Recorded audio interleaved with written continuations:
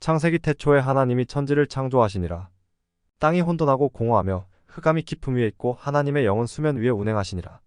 하나님이 이르시되 빛이 있으라 하시니 빛이 있었고 빛이 하나님이 보시기에 좋았더라. 하나님이 빛과 어둠을 나누사 하나님이 빛을 낮이라 부르시고 어둠을 밤이라 부르시니라. 저녁이 되고 아침이 되니 이는 첫째 날이니라. 우리가 잘 아는 창세기 말씀입니다.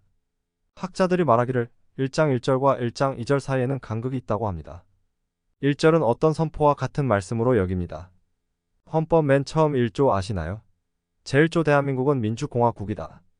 대한민국의 주권은 국민에게 있고 모든 권력은 국민으로부터 나온다. 처럼 1절의 태초라고 하는 것은 2절부터 나오는 하나님이 구체적으로 땅을 지으시는 때를 가리키는 것이 아니라 그 이전 하나님이 보이지 않는 영의 세계와 2절부터 나오는 육의 세계를 지으신 것을 합쳐서 말하는 것이라고 봅니다. 태초 보이지 않는 영의 세계를 지으신 때, 2절부터 시작되는 보이는 세계를 지으신 때, 라 이 말입니다. 그림. 보이지 않는 영의 세계인 셋째 하늘을 먼저 지으시고 그 다음 궁창과 그 밑에 것을 지었다 이 말입니다. 태초에 천지를 창조하시니라. 처음에 보이지 않는 영의 세계를 창조하시고 다음에 보이는 세계를 이렇게 창조하시는데 2절에 나오지요. 땅이 혼돈하고 공허하며 흑암이 깊음 위에 있고 하나님의 영은 수면 위에 운행하시니라. 그리고 보이지 않는 영의 세계를 구체적으로 말하는 말씀이 골로새서 만물이 그에게서 창조되되 하늘과 땅에서 보이는 것들과 보이지 않는 것들과 혹은 왕권들이나 주권들이나 통치자들이나 권세들이나 만물이 다 그로 말미암고 그를 위하여 창조되었고 땅에서 보이는 것들과 보이지 않는 것들 하지요. 이 보이지 않는 영의 세상이 창세기 1장 2절 전에 있었다 이 말입니다. 영의 세계를 창조하셨는데 무슨 일이 있었느냐? 이사야 너 아침에 아들 계명성이여 어찌 그리 하늘에서 떨어졌으며 너 열국을 엎은 자여 어찌 그리 땅에 찍혔는데 내가 내 마음에 이르기를 내가 하늘에 올라 하나님의 무별 위에 내 자리를 높이리라. 내가 북극 지폐의 산 위에 앉으리라. 가장 높은 구름에 올라가 지극히 높은 이와 같아지리라 하는도다. 그러나 이제 내가 스올 곧 구덩이 맨 밑에 떨어짐을 당하리로다. 이 말씀은 사탄을 향한 말씀입니다. 우리가 믿기를 태초에 하나님이 보이지 않는 영의 세계를 만드시고 그 후에 본문에서처럼 천사장이었던 사탄이 타락하고 그 이후 하나님이 창세기 1장 2절에서처럼 보이는 세상을 창조하셨다는 것입니다. 우리 저번 주 선교 전도를 한다는 것은 생각을 바꿔주는 것이라고 하였습니다. 고린도후서 우리가 육신으로 행하나 육신에 따라 싸우지 아니하노니 우리의 싸우는 무기는 육신에 속한 것이 아니요 오직 어떤 견고한 진도 무너뜨리는 하나님의 능력이라 모든 이론을 무너뜨리며 하나님 아는 것을 대적하여 높아진 것을 다 무너뜨리고 모든 생각을 사로잡아 그리스도에게 복종하게 하니 사람 안에 있는 견고한 진, 집안 대대로 혹 민족 대대로 내려오는 하나님의 가치관과 반대되는 생각과 가치관이라고 하였지요. 이 생각을 만들어내고 이 생각을 그 사람이 인식하지 못하는 가운데 슬쩍 집어넣는 것 바로 사탄의 일이라는 것입니다. 마태복음 베드로가 예수를 붙들고 항변하여 이르되 주여 그리 마옵소서. 이 일이 결코 칠주께 미치지 아니하리다. 예수께서 돌이키시며 베드로에게 이르시되 사탄 안에 뒤로 물러가라 너는 나를 넘어지게 하는 자로다.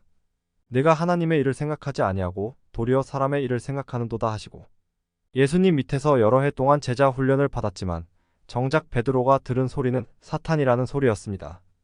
베드로가 사탄이라는 소리가 아니라 사탄이 은연중 베드로의 생각에 들어가 사탄적 가치관을 심어 놓아서 그 생각을 조정하여 주님의 가치관과 대적되는 말을 하기에 주님이 꾸짖으신 것이죠.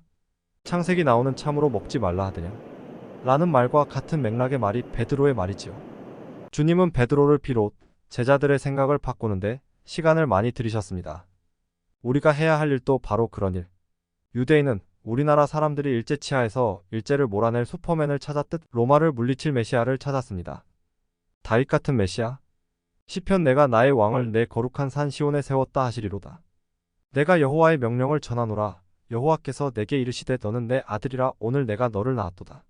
내게 구하라. 내가 이방 나라를 내 유업으로 주리니 내 소유가 땅 끝까지 이르리로다. 나의 왕 메시아? 근거가 있는 믿음이었습니다. 여기 이렇게 하나님이 분명 말씀해 주셨으니까요. 하나님의 아들 메시아에게 열방을 주신다고 했으니 당연 로마 제국을 짓밟아 줘야겠지요. 즉 베드로의 말은 나름의 성경적 근거도 있는 말이었습니다. 그러나 주님은 그 베드로를 향해 사탄적 생각이라고 심하게 꾸짖었습니다. 왜요? 맥락에 안 맞으니까요. 그 다윗의 자손으로서 열방을 다스리고 물을 꿀릴 메시아는 마지막 재림 메시아의 모습이지요. 하지만 초림의 메시아는 십자가이지요. 순종이지요. 이사야 53장을 먼저 생각해야지요. 복음으로 무릎 꿇려야 하는데 칼로 하다니. 이런 맥락을 무시하고 사탄은 구절 하나만 톡 따와서 교회 다니는 사람을 선동한다는 것입니다. 사람이 분별을 못하면 성경 말씀을 들먹여도 사탄의 종이 될 수 있다는 말을 하는 것입니다. 저번 주 가로주다도 평소 너무 돈을 좋아해서 늘 예수님 돈을 훔쳤고 그러다 결국 결정적 순간에 주님을 돈으로 보고 팔았다고 했지요. 우리 안에도 있지요. 그런 생각들. 어려서 늘 부모로부터 꾸짖음을 많이 받고 자라면 사람의 생각에 부정적인 것이 자리 잡지요. 제가 그렇습니다. 늘 조심해라 조심해라를 듣고 자라니 알게 모르게 통제지향적입니다. 사탄이 그걸 이용하지요. 저 같은 사람의 경우 만약 성령께 사로잡히지 않으면 율법주의로 나갈 수 있지요. 하나님의 용서를 믿지 못하는 사람이요. 늘 두려워만 하는 사람이요. 무슬림들이랑 이야기하면 늘 아버지 하나님의 사랑을 믿지 못해요. 왜? 사탄의 가르침에 세뇌되었거든요. 하나님은 아들이 없다 코란 1장 1절 이걸 늘 외우고 다니니 어찌 아들을 주신 하나님의 사랑이 믿어지겠습니까? 그저 무섭고 벌주는 하나님만 생각나지. 한국 교회에 다니는 분들 얼마나 많이 정치의 종이 되었는지요. 반대하는 당만 미워하면 자기가 예수 잘 믿는 사람이라고 착각합니다.